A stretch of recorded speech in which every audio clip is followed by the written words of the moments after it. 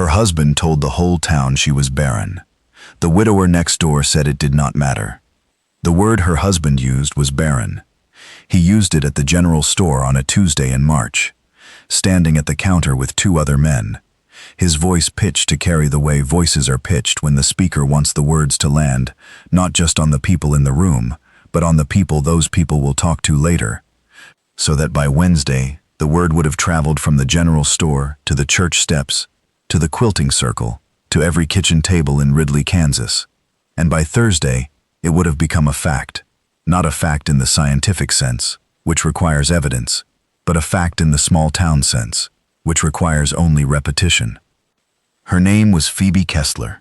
She was 31 years old, and she had been married to Clyde Kestler for 6 years, and in those 6 years, she had not conceived a child, and the not conceiving had become, in Clyde's telling, her failure, her body's refusal, her inadequacy, her shame, and the telling had been private at first, spoken only to Phoebe in the kitchen or the bedroom in the particular tone that a man uses when he wants to wound without raising his hand, the tone that sounds like disappointment but is actually contempt.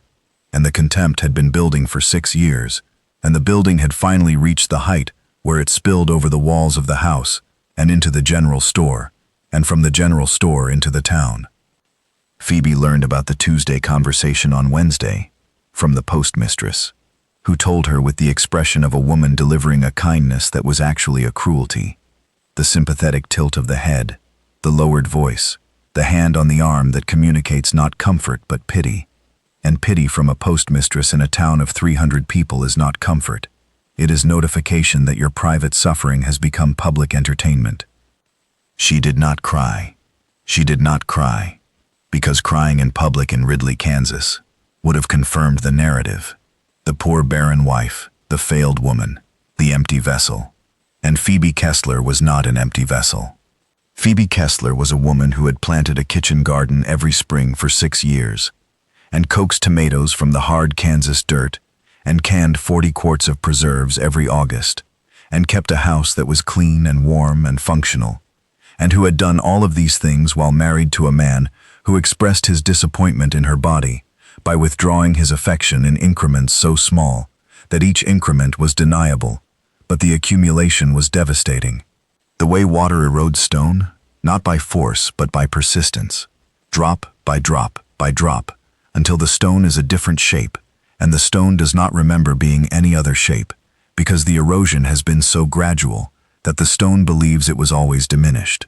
She left.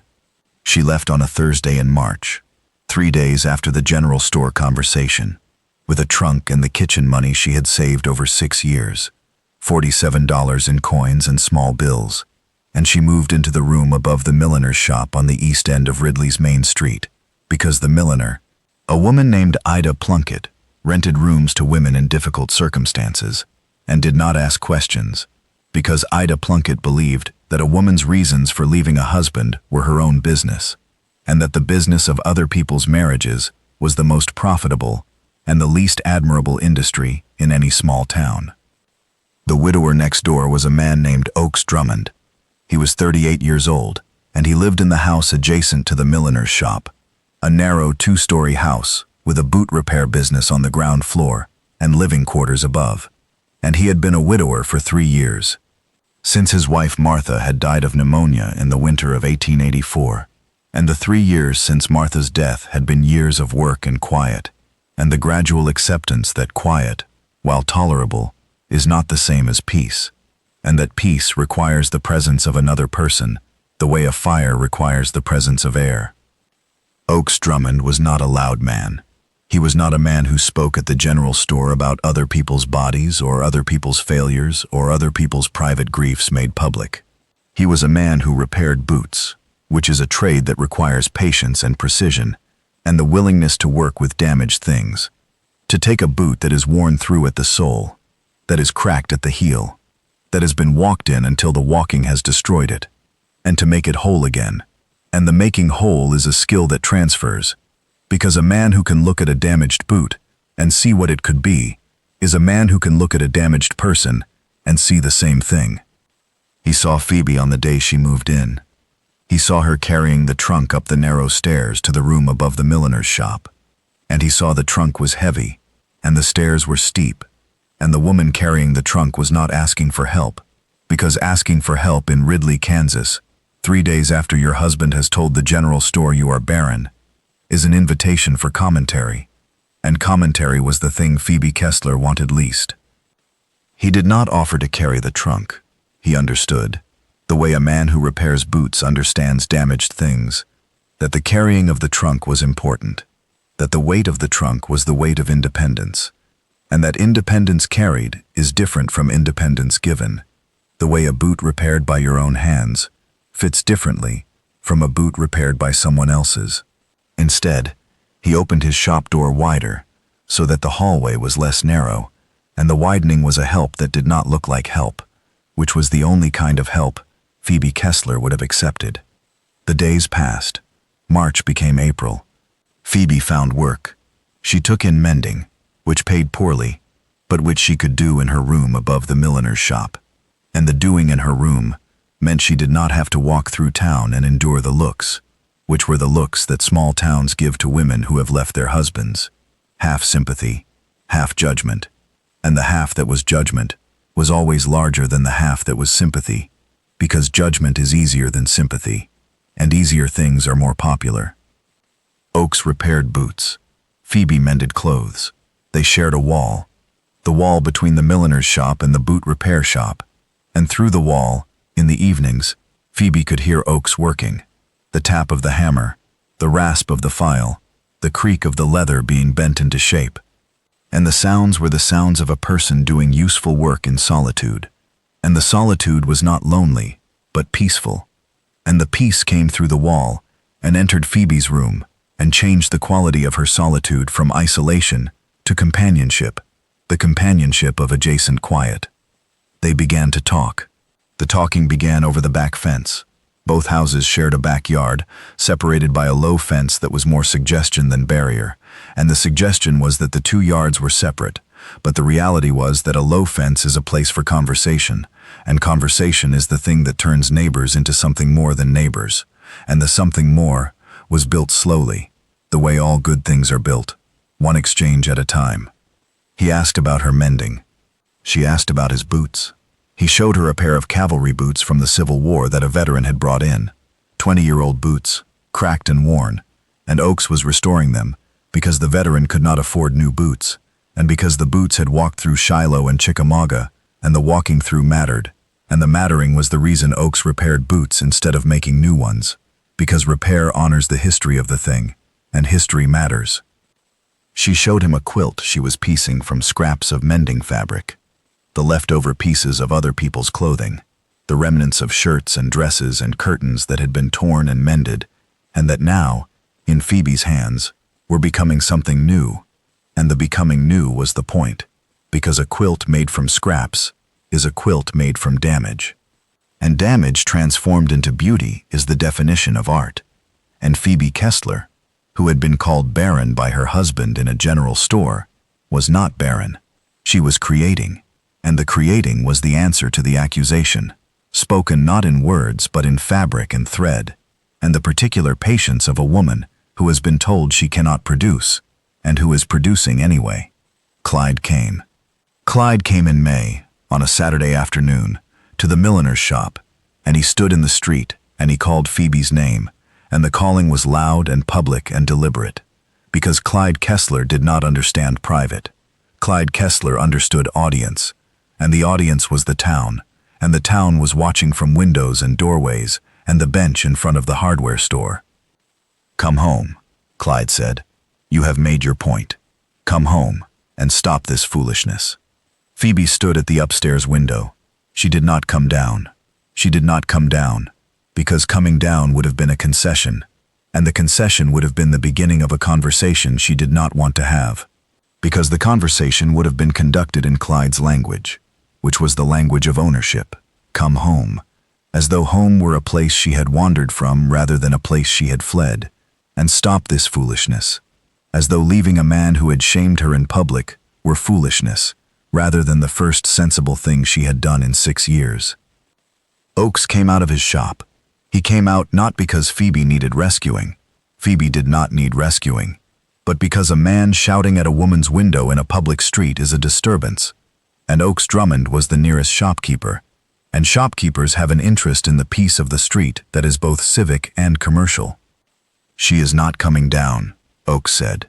He said it quietly, the way he said everything, but the quietness had weight, the weight of a man who is standing between a shouter and a window, and whose standing between is not aggressive, but definitive. Clyde looked at Oakes. Clyde looked at the boot repair shop and the milliner's shop and the shared wall and the low fence in the backyard. And Clyde made the calculation that men like Clyde make, the calculation that proximity implies intimacy, and that intimacy implies betrayal, and that betrayal justifies rage. And the calculation was wrong in every particular, but wrongness has never stopped a man like Clyde from acting on a calculation. "This is between me and my wife," Clyde said. "Your wife is upstairs behind a closed door. A closed door is an answer. You have received the answer. There is nothing between you and your wife that requires you to stand in the street and shout." Clyde left. He left because Oakes Drummond was not a man who shouted. And men who do not shout are difficult to fight, because a fight requires two participants, and Oakes Drummond was not participating. He was stating facts. And facts spoken quietly are harder to argue with than insults spoken loudly, because insults give a man something to push against, and facts give a man nothing but the truth. And the truth was that Phoebe's closed door was an answer, and the answer was no. That evening, Oakes knocked on Phoebe's door. Not the front door, the back door, the door that opened onto the shared yard, the door that was private. He knocked and she opened, and he was holding a pair of boots. They were women's boots, ankle boots, brown leather, with buttons up the side, and they were not new boots. They were boots he had been repairing. Boots that a customer had never returned to claim.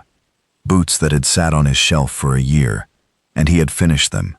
New soles, new heels, the leather polished until it caught the light, and he was holding them out the way he held out everything, without ceremony, without expectation, with the simple understanding that a woman who had left her house with one trunk might need boots.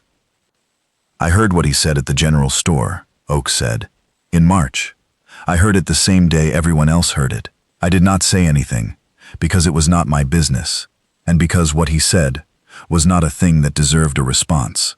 It deserved a silence, and the silence was my contempt for the saying of it, and the contempt is the same now as it was then." He told the whole town.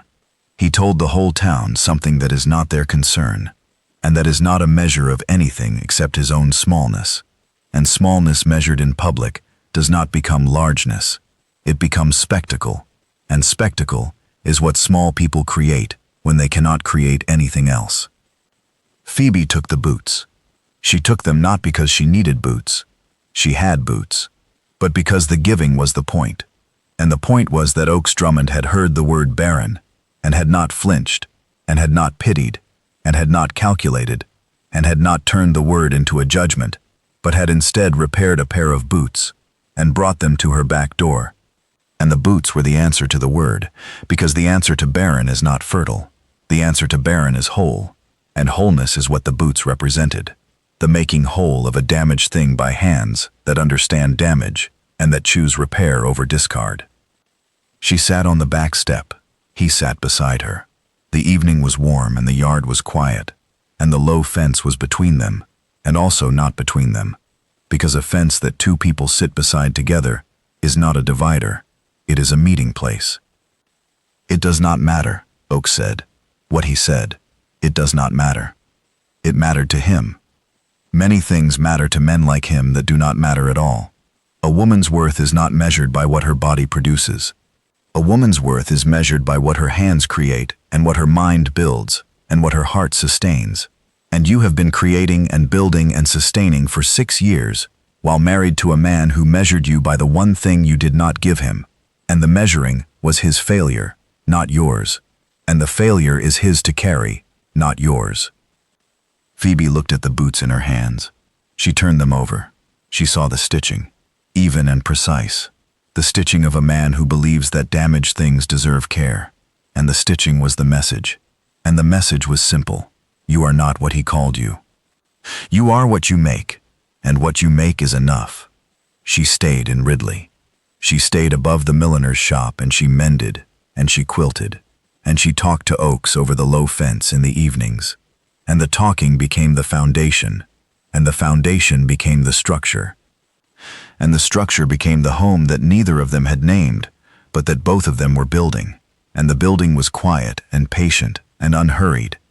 And the unhurriedness was the proof that it was real, because real things are never rushed. Real things take the time they need, and the time was the gift they gave each other, and the gift was enough.